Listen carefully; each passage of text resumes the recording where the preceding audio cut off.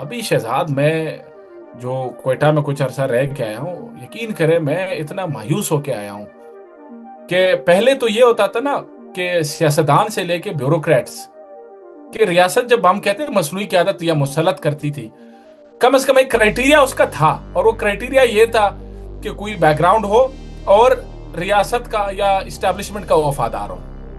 अब क्या है? अब वफादारी के साथ साथ पैसा भी होना चाहिए।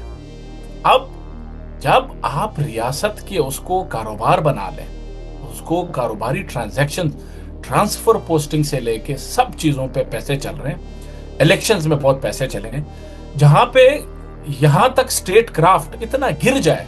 अभी कल मैं अपने एक दोस्त के साथ बैठा तो उसने बहुत अच्छा सवाल किया। सवाल यह था कि चलो आप ये बड़ी बातें कर रहे हैं, अगर संडेमन आज जिंदा होता वो कैसे चलाता बलूचिस्तान के हालात को। रॉबर्ट संडेमन ने बलूचिस्तान में जो कॉलोनियल फ्रंटियर गवर्नेंस सिस्टम था उसकी बुनियाद रखी और काफी हद तक वो बलूचिस्तान में कम से कम कामयाब रहा। तो मैंने कहा ये तो बड़ा दिलचस्प सवाल है। तो मैंने उसके साथ डिस्कशन की और हमने इस बात पर इतफाक किया कि अक्सर जो रियासत आज कर रही है वो संडेमन साहब की ही कंटिन्यूटी है कि आप इंजीनियरिंग करें, मसनूई लोगों पे रिलाई करें, इंटरमीडियरीज को एम्पावर करें और सिर्फ स्ट्रेटेजिक लेंस से बलूचिस्तान को देखें। So these all represent continuities of the colonial approach. हाँ, एक पॉइंट मैंने कहा जिसपे हमने संडेमन साहब के रिकॉर्ड भी तोड़ दिए, वो ये है कि संडेमन का जो निजाम था उसमें कम से कम कॉलोनियल स्टेट की अपनी इंटेग्रिटी और अकाउंटेबिलिटी आज की स्टेट से ज्यादा है।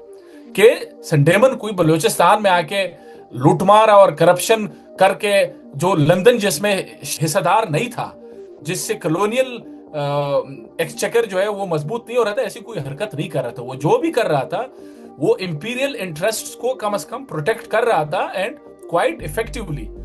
आज का जो रियासत है, मैंने कहा अनफॉर्चुनेटली इस हवाले में वो संडेमन से भी दो हाथ आगे गए कि वो जो कोर स्टेट है रियासत, वो उसके इंटरेस्ट का भी तहफुज नहीं कर रहा, बस लोगों के अपनी जेबें जो है वो भर रही है